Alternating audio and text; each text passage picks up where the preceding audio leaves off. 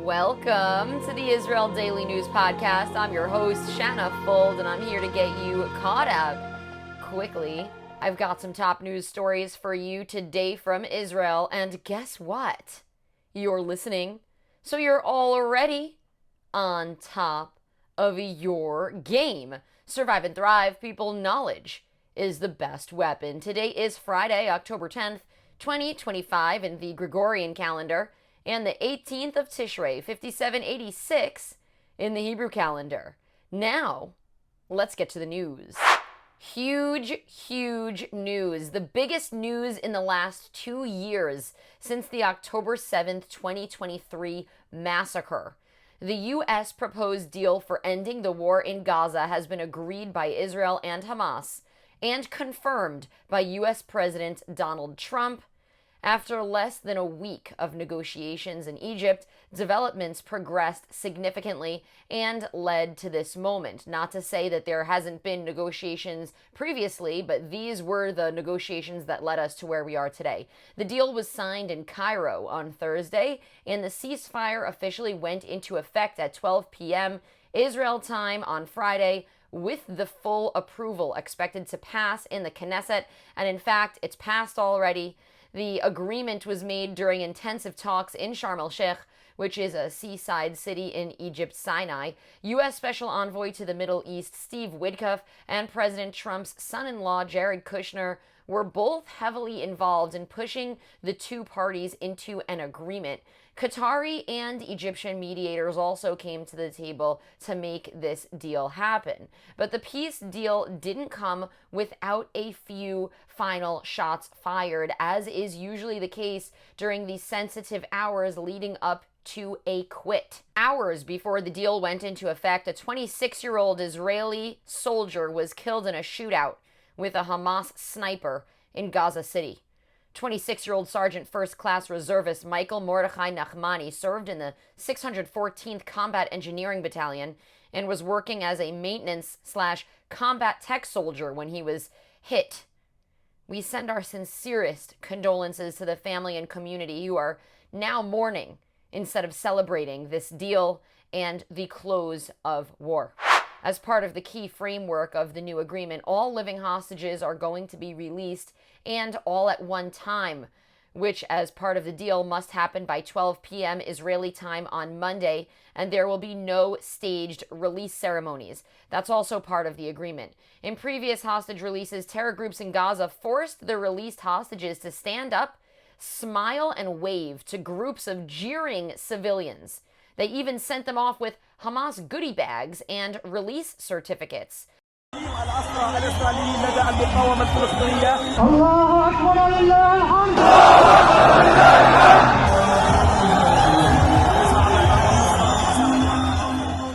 Totally insane behavior.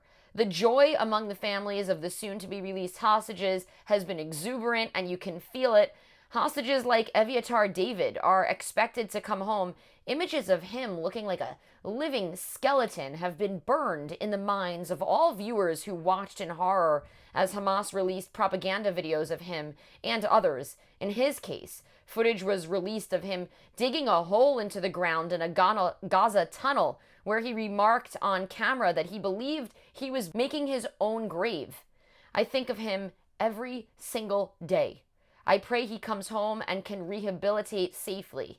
A gradual release of deceased hostages will follow, which is a necessary but important step to create closure for so many families. And of course, the fact that all the hostages are being released at the same time is a major point, because this was a sensitivity. A lot of deals in the past that did not go through were because Hamas wanted to do a phased release, and Israel has had enough. They want all their hostages home, and they do not want to just have some and then perhaps wait weeks, months, years before the rest come out. So this was a big move. A short time ago, the Israeli government approved last-minute changes to the list of Palestinian prisoners that are set for release in exchange for the hostages.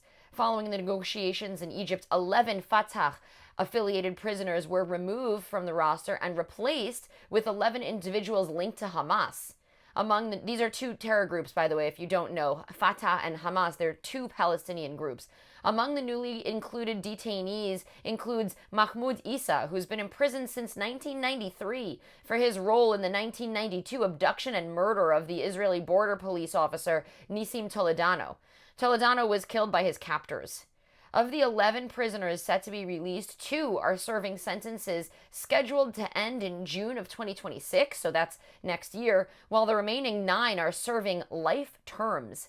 Stay tuned for the end of the show where you'll hear one of the people that we interviewed talking about how she feels it's unfair to release these types of people in deals, especially since they're exchanged for innocent civilians who on October 7th were abducted for simply existing near the border. For context to the reaction we got from the woman that we spoke with, IDF soldier Gilad Shalit was captured in 2006 and he was held for 5 years. He was returned home in a prisoner swap which released, are you ready for this number?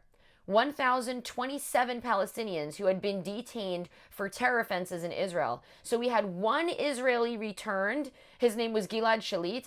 280 of the 1,027 who were exchanged for him were serving life sentences for organizing and carrying out terror attacks that killed Israelis. Yahya Sinwar, who ended up engineering the October 7th massacre, was one of the individuals released in that deal. He was killed during this war by the IDF. No one who directly participated in the October 7th, 2023 massacres will be released in this deal, and Israel has also confirmed that it will not release Marwan Barghouti, a Palestinian political figure who is serving 5 life sentences for his part in planning attacks during the Second Intifada in the early 2000s in Israel. The IDF's Arabic language spokesperson is warning Gazan residents not to enter zones where troops are still deployed, saying doing so will endanger their lives. He said movement between the southern and northern parts of the Strip is permitted along the Rashid Coastal Road and Salah ad-Din Highway, but areas near Beit Hanun, Beit Lahia, the Rafah Crossing, and Khan Yunis remain highly dangerous. He's also urging residents to avoid the buffer zone and the sea, warning against fishing, swimming, or driving along Gaza's coast. So some of the points of this plan is that the hostages are going to be returned. Palestinian detainees are going to be swapped back. There's supposed to be more aid going into Gaza because of this deal. And importantly, the IDF has agreed to retreat its forces back a certain amount to agreed upon lines. So that's what this section is about. On early Thursday morning, reports claimed that Hamas had been moving the living hostages to safer areas in Gaza to prepare for their release, and also that Hamas had begun collecting the remains of deceased hostages to prepare them to be returned to Israel. There were reports leading up to this deal that suggested Hamas did not know where many of the bodies were, and then it seemed miraculously that they were located when the deal became real. So they went from saying, we can't do this deal because we don't know where the deceased hostages are, where the living hostages are, and then 1, 2, 3, as soon as this deal got signed, they agreed to send these individuals home. Residents have begun returning to the north following the partial withdrawal of Israeli troops in Gaza. Video footage shows hundreds of people who had been waiting since yesterday along the Al Rashid Coastal Road are now heading north toward their homes. This movement marks the first large-scale return of civilians to the area in months, though much of northern Gaza remains heavily damaged and largely depopulated. The IDF still reiterates that it will remove any ongoing imminent threat in the area. So even though this migration is happening, they are saying you got to do it under our terms. Under the arrangement, Israeli forces now control about 53% of Gaza's territory, mostly rural and border areas, including the Philadelphia corridor, Beit Hanun and Beit Lahia in the north, a ridge east of Gaza City, and large sections of Rafah and Khan Yunis.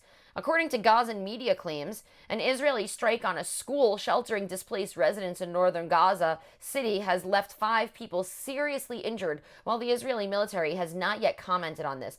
This is part of what I shared about how in the final hours of any ceasefire, there's always last-minute violence. from both sides. I've been reporting on this region for 7 years now, and this is unfortunately a classic behavior. The partial withdrawal from the Gaza Strip outlined in the first stage of the ceasefire deal remains incomplete, and over the past 24 hours between Thursday and Friday, both Israeli forces and local sources have warned civilians to stay clear of areas where troops are still deployed, where Israeli troops are still deployed in Gaza. U.S. President Donald Trump is set to visit Israel on Monday. Initially, they said he would come Sunday, but now the word is out that he's coming on Monday. Following his arrival, he will head straight to Israel's parliament, which is called the Knesset, and he will address them, meet with Prime Minister Netanyahu and families of the hostages following the address. And before that, when he lands in Ben Gurion Airport, he's going to speak next to Isaac Herzog, the president of Israel, as well. I've heard rumors that Trump is going to Hostage Square, which is the location outside of the Tel Aviv Museum of Art, which in the last 2 years, people have turned into a place of mourning, rallying, making art installations, and calling out to the world. This has been the hub.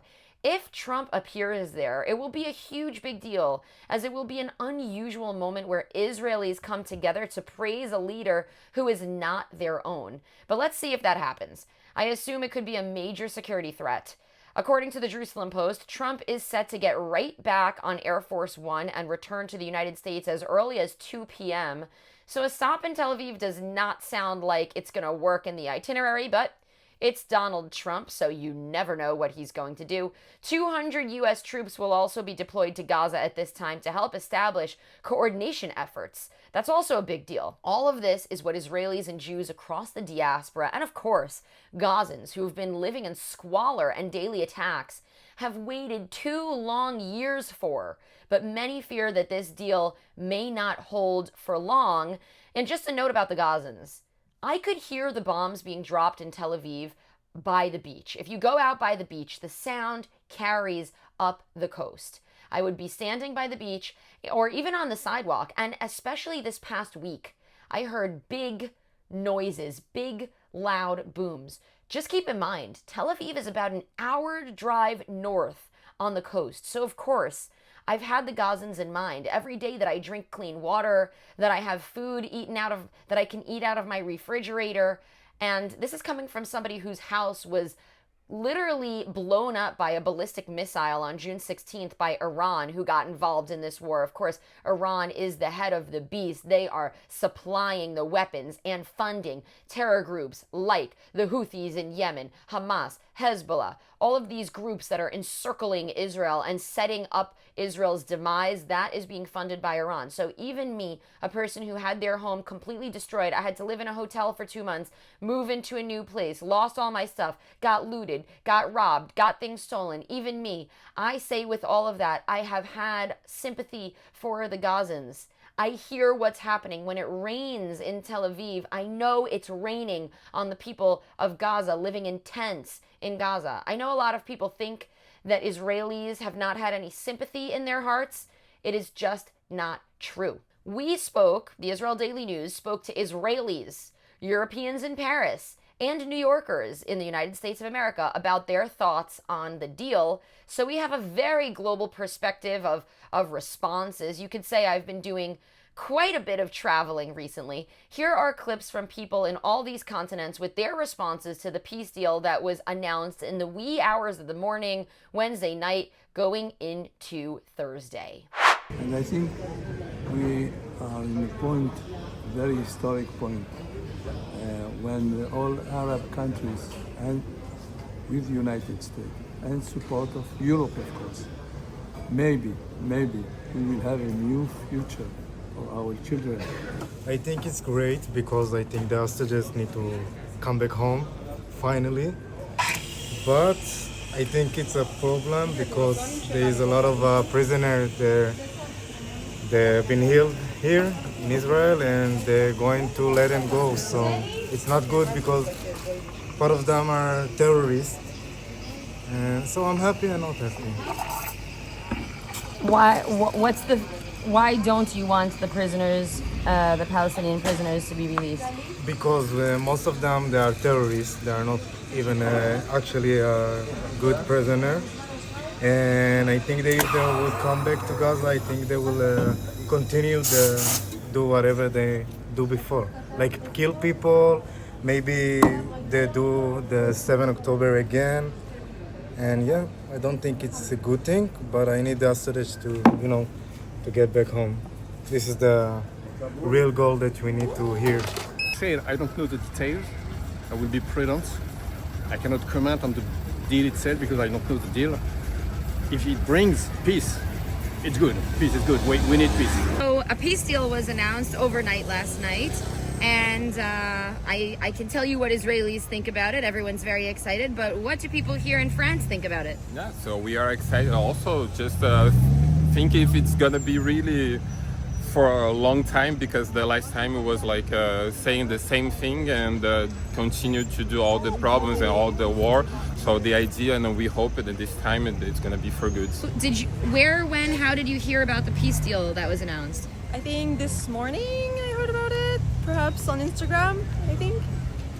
What was your response when you saw the news? I think I was happy because that's the news we've been waiting for a long time. Although I don't know like the details about it, so I just hope it lasts and Palestinians can get a break from this war. Do you think that Israelis also deserve a break from the war? I think both countries deserve a break from the war.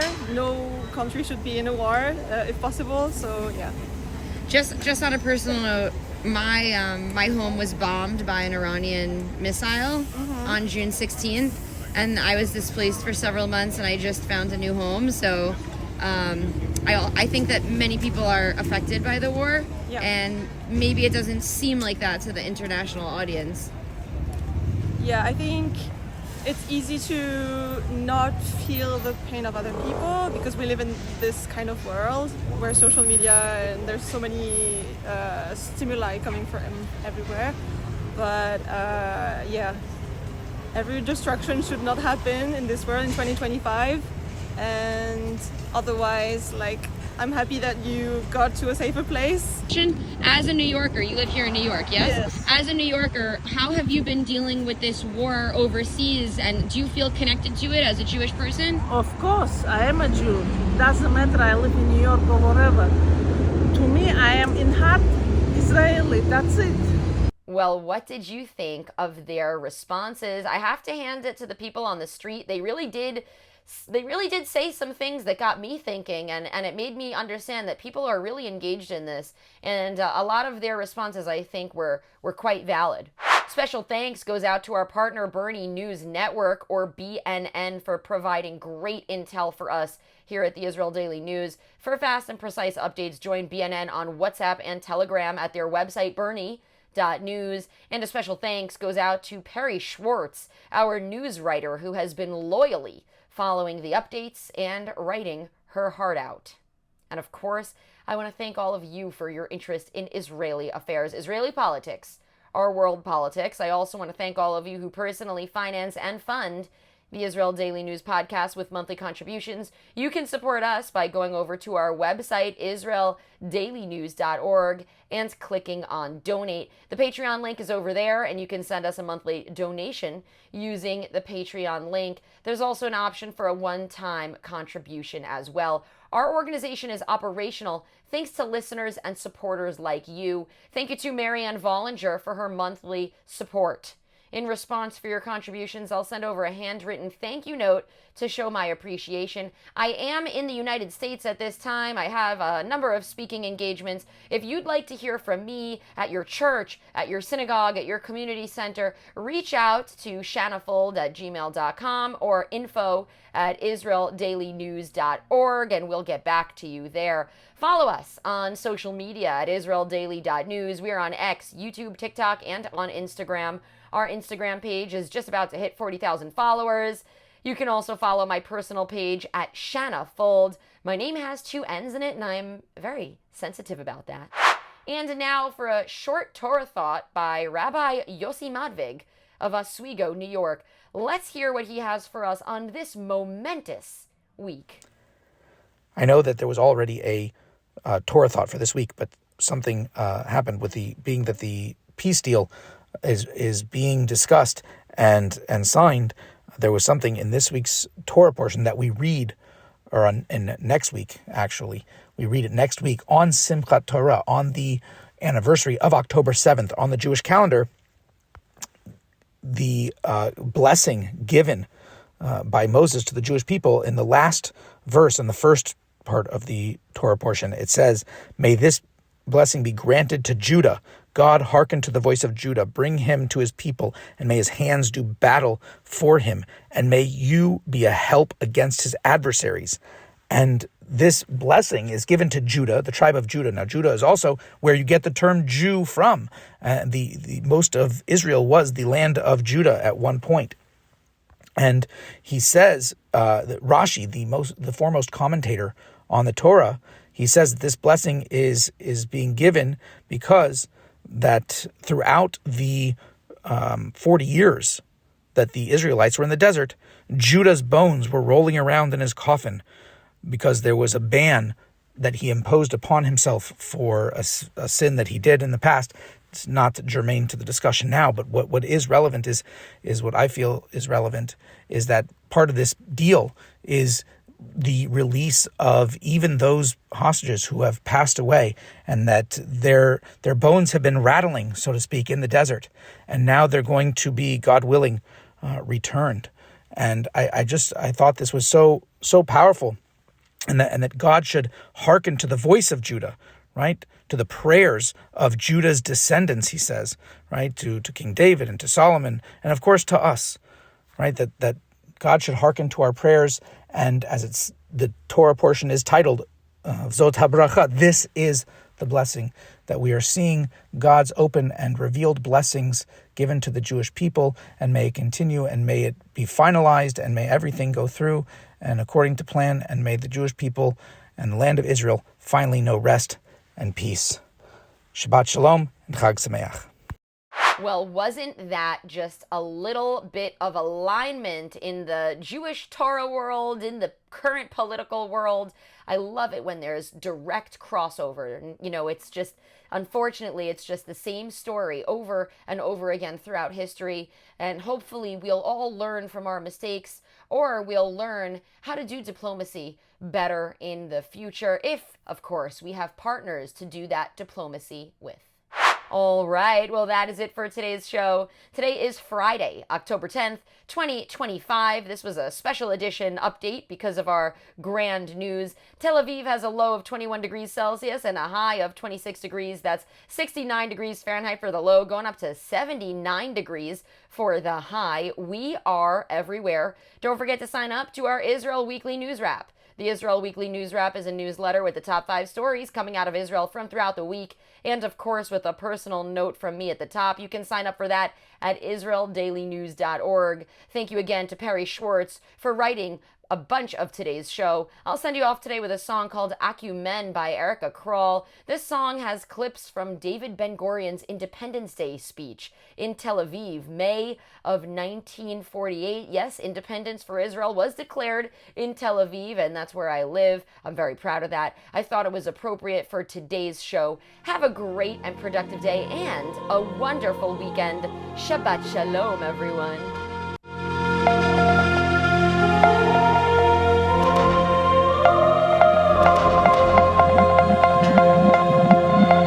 Every thoughtful citizen who despairs of war and wishes to bring peace should begin by looking inward, by examining his own attitude towards the possibilities of peace. First, examine our attitude towards peace itself. Too many of us think it is impossible. Too many think it is unreal. But that is a dangerous, defeatist belief. It leads to the conclusion that war is inevitable, that mankind is doomed, that we are gripped by forces we cannot control.